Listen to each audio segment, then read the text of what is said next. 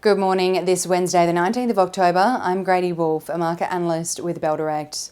The US markets rallied more than 1% for most of the day on Tuesday, before closing the session marginally lower, with the Dow Jones and S&P500 adding 1.12% and 1.14% respectively, while the Nasdaq closed just under 1% higher, with the markets boosted by stronger than expected earnings results out of Goldman Sachs, particularly on the bonds trading front.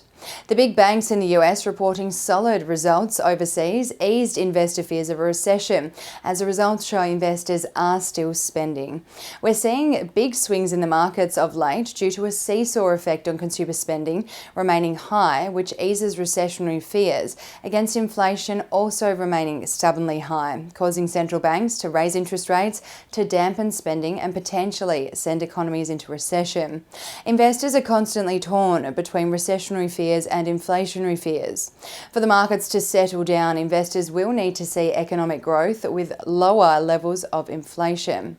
Over in the UK and Europe, the global rally extended into a fourth consecutive day in Europe, with Germany's DAX adding almost 1% on Tuesday and the French CAC lifting 0.44%, while the UK's FTSE 100 closed Tuesday's session 0.24% higher, following the move by the UK's new finance minister to backtrack on all tax cuts announced at the country's mini-budget in September.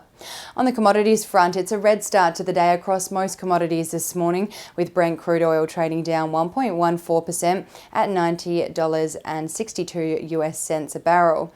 Natural gas is down more than 4%. Iron ore is trading 1.55% lower at $95 a tonne. Gold is trading just 0.07% higher at $1,651 an ounce, and lithium is trading flat. Ahead of the new trading day, the ASX futures are expecting the local market to open 0.43% lower, despite that strong session on Wall Street overnight. On the economic data front for today, US housing permits and building permits data for September will be released tonight, with the markets expecting a decline on both metrics from August, while investors locally will be awaiting the release of Australia's unemployment data for September, which is due out tomorrow, with the forecast for a decline to 3.4% from 3.5%. The Aussie dollar has weakened by 62.98 US cents, 55.26 British pence, 94.06 Japanese yen, and 1 New Zealand dollar and 11 cents. Stocks going ex-dividend today include Sphera Emerging Companies. If you have been thinking about these stocks or this stock, it might be worth considering buying in today, as stocks going ex-dividend generally trade lower on the ex-dividend date. And now let's dive into some trading ideas for your consideration this Wednesday.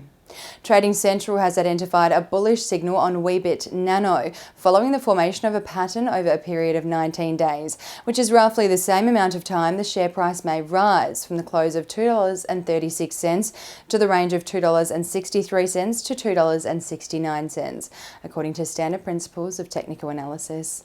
And Trading Central has also identified a bearish signal on Woodside Energy, following the formation of a pattern over a period of 16 days, which is roughly the same amount of time the share price may fall from the close of $32.88 to the range of $26.75 to $28, according to standard principles of technical analysis. And that's all for this morning. I'm Grady Wolfe with Bell Direct. Have a wonderful day and happy investing.